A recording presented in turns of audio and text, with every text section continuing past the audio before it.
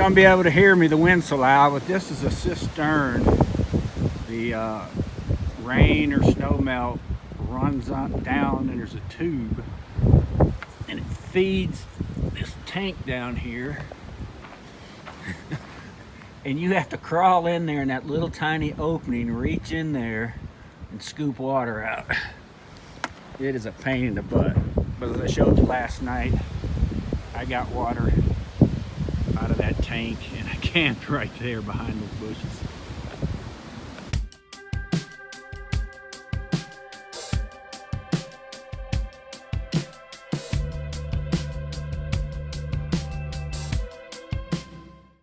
Well, good morning.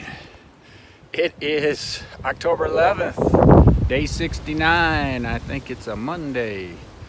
Whew. A rough night. That wind whipped all night long. I finally fell asleep about 1. Got up at 6:45, and it took me 2 hours and 15 minutes to get out of there. I mean, the wind is whipping harder today, and it just makes it feel like it's below freezing. I actually had to stop, put my rain jacket on and my wind pants. First time I've worn pants all trail. I just could not warm up. I found a little place in the shade where the wind, blocking the wind a little bit. It's gonna be a rough day because I think this burn section is 25 miles. There's just no protection. It's just all burned up. I have no idea what I'm gonna do today. I got 3.5 liters of water. I drank a liter before I left. I think there's water at 6 miles. And then after that, it's 10 maybe. So, I don't know why I'm carrying 3.5. Maybe it's 10 miles to water or 12 something. I don't know. There was a reason I'm carrying 3.5. But anyway, I'm gonna get going. It is cold. I mean, if it's gonna be like this every day, the wind, it's gonna be rough making it. I mean, it just makes everything so much more difficult. The way the wind was this morning, there was no way I could have set my tent up in it. It was just blowing too hard. Now taking it down, I can do it, but anyways, I'm finally warming up because I put my pants on. And I don't know what sights there are because I'm, like I said, this is one ugly section. All right, talk to you later. In one of my earlier videos when I was, I think in the Tahoe area, I was showing you what I thought was poodle dog bush. I don't think that was. This, I'm pretty sure, is poodle dog bush. It grows in burn areas and there's a ton of it. It's all small because this fire just happened last year. That stuff is super poisonous. It's got little soft felt leaves. Pretty sure that's it. I could be wrong. Somebody tell me. But it's popped up everywhere in here, and that's why I'm pretty sure it's poodle dog bush. So you can see it where it's everywhere in here. And that's California's super poison ivy. I mean, people get super sick from it, supposedly. It can knock you off trail for several days if you get it.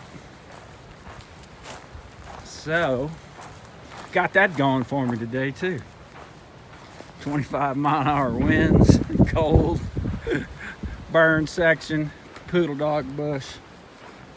It's gonna be a great day.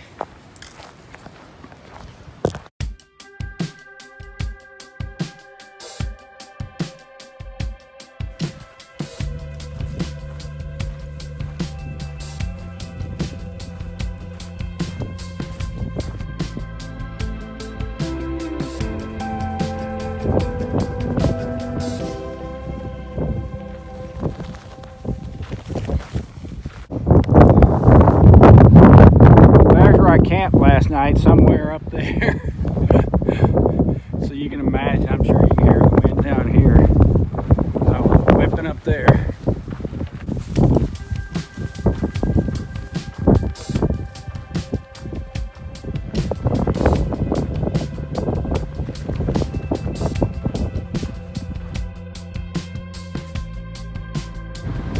Well, there's a wall of clouds again right over all the mountains, which means storming in the mountains. That's why it's so windy.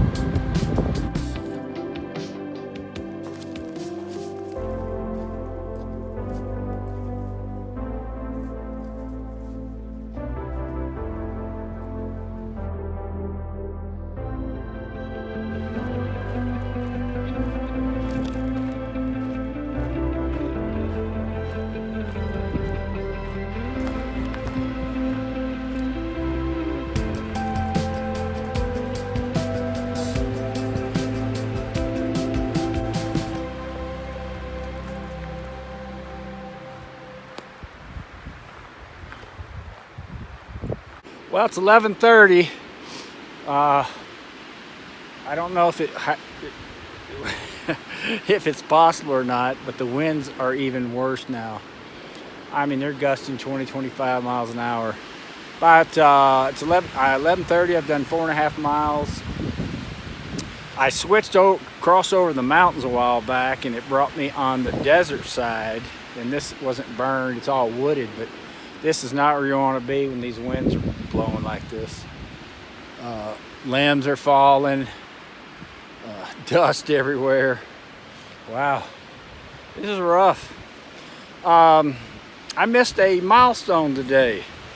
About 0.8 from my camp was the 500-mile marker for the Nobos. It's a sign, meaning, of course, they went 500 miles. And for me, that means I've hiked 2,153 with 500 to go. And that was 5 miles ago. Been looking for somewhere to take a break, but it's been so darn windy, it's hard. And I got hot out in that desert with all them clothes on, and I took them off, and then it switched me over here, and I'm freezing. 'Cause I'm in the shade most of the time. All right, enough bitching. Can't even see out there in the desert anymore. It's just a dust storm. Desert's on the other side of those mountains. And that storm is just moving right down the mountains back there, which you can't even see. I guess this wind is just whipping right into it.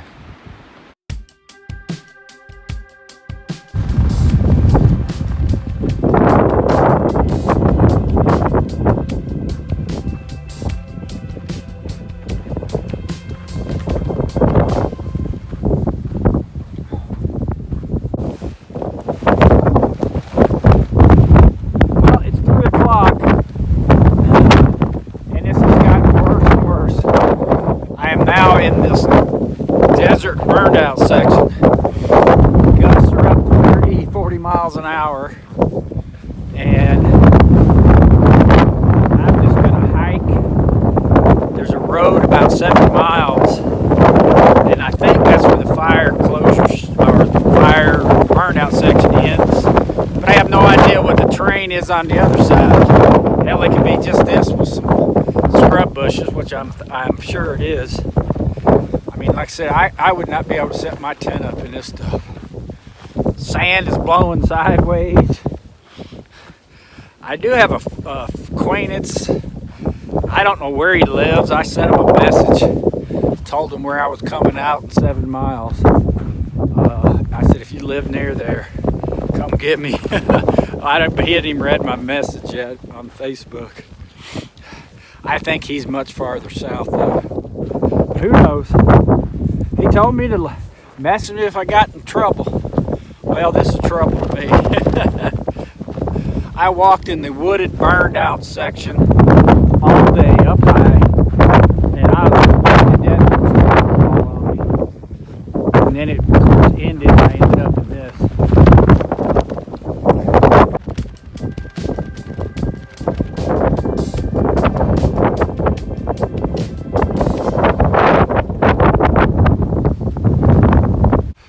I haven't been on here much. Been fighting the wind.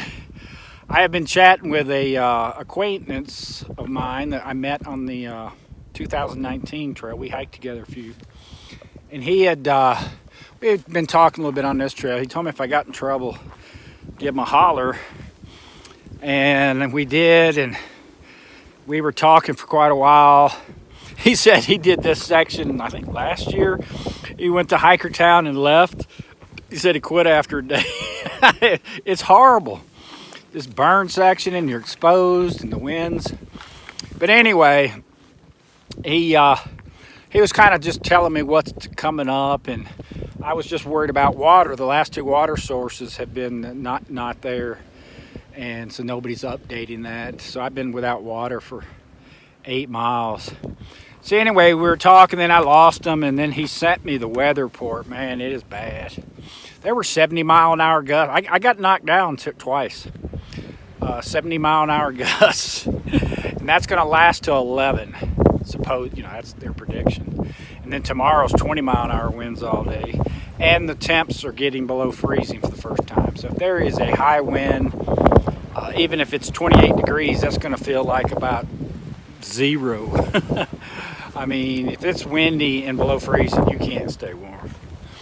So anyway, we lost service. Then I got service again. We were talking, and I heard his wife say, "Just go get him." He's like 100 miles away. So he's coming to get me. He asked me, "What do you want to do?" And I said, "Well, I'm worried about water. If there's no water at the road," I said, "I'm screwed. I can't keep going forward, without water." And I said, to be honest, the way I feel right now, I'm freezing. I've been in this wind for 10, I don't even know what time it is, 10 hours. So I'm not sure I'm going to go back with him. He may take me to a town. Actually, he said Palmdale is 20 miles away, so that's where my resupply is. So I'm thinking he'll probably just take me to Palmdale. We'll probably eat dinner and he'll head back. So that way he didn't have to bring me all the way back. But what a miserable day. I've never hiked anything like this. And if there was water, at least where I knew there was water, I would just keep going. I mean, when I get to that road where he's picked me up, it's going to be over 20 miles for the day in this crap. And it's been a tough day. And like I said, if it's going to get below freezing and I'm already freezing, that's not a good situation.